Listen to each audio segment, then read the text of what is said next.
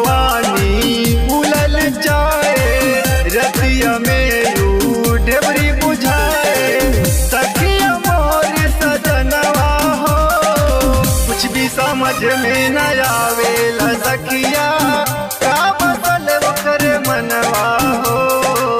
कुछ भी समझ में न आवेला सखिया, का बदल ओकर मनवा हो।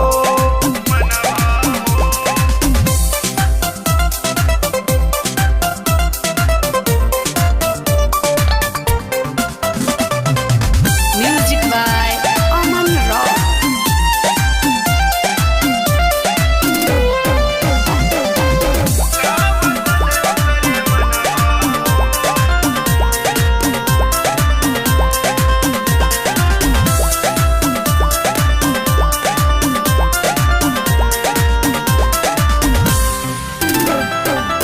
म्यूजिक बजा के तन सोहराए, मोहे लगाए अपने अंगवा हो। सुघर शरीर देखी उपगलाला, धैले लदूनो जो बनवा हो।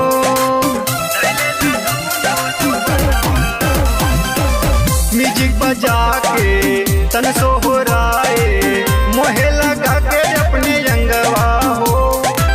सुघर शरीर देखी उपगलाला, धैले लदूनो जो बनवा हो।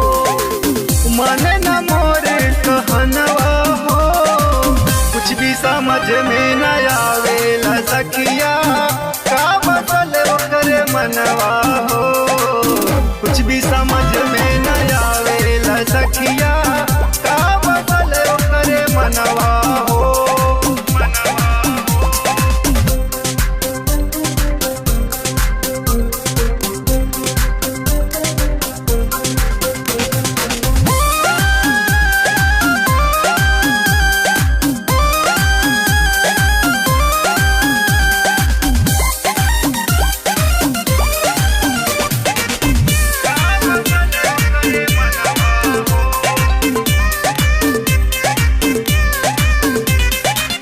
बर्फी खिया के पानी पियावे, फिर वो खियावे लपनवा हो।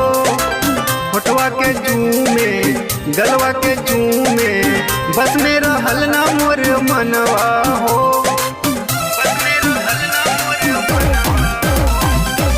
बर्फी खिया के पानी पियावे, फिर वो खियावे लपनवा हो। होठवा के जूमे, गलवा के चूमे, बस में रहल ना मोर मनवा हो। चरमर करे पलंगवा हो, कुछ भी समझ में न आवेला सखिया, का बदल ओकर मनवा हो। कुछ भी समझ में न आवेला सखिया, का बदल ओकर मनवा